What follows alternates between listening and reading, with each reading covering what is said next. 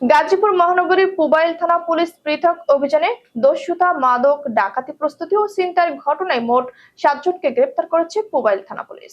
24 June তথ্য প্রযুক্তির সহায়তায় কুমিল্লা ও গাজীপুরে অভিযান চালিয়ে দস্যুতা মামলার পলাতক 2 আসামি আফসার হোসেন বাবু ও আব্দুর রহিম রানাকে গ্রেপ্তার করা হয়। একই রাতে নাগদা ব্রিজ এলাকায় 30 পিস ইয়াবাসহ জামাল পাঠান নামে একজনকে আটক করে পুলিশ।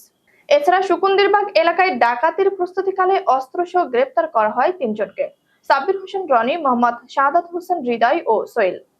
অন্যদিকে মেঘডুবি এলাকায় ছিনতাইয়ের সময় স্থানীয়দের সহায়তায় সোহেল মিয়া 22কে হাতে নাতে আটক করা হয়।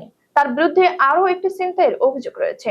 পুবাইল থানা উপপরিদর্শক নাজমুল হক জানান, গ্রেপ্তারকৃতদের বিরুদ্ধে পৃথক মামলা রুজু করে আদালতে পাঠানো হয়েছে।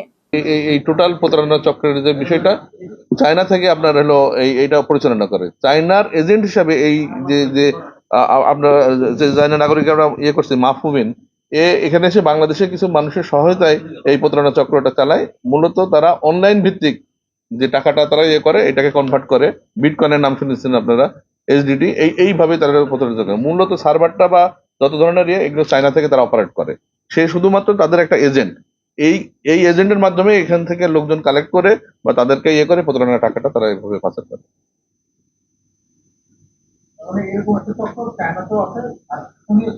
হ্যাঁ, শুধু চায়না না, আমরা আরো কিছু ইনভেস্টিগেশন করতেছি। চায়না আছে, দুবাই আছে, অন্যান্য বিভিন্ন জায়গায় আছে। এর সাথে বিদেশি নাগরিক যেমন জড়িত, বাংলাদেশেরও কিছু অসাধু লোকজন এর সাথে জড়িত।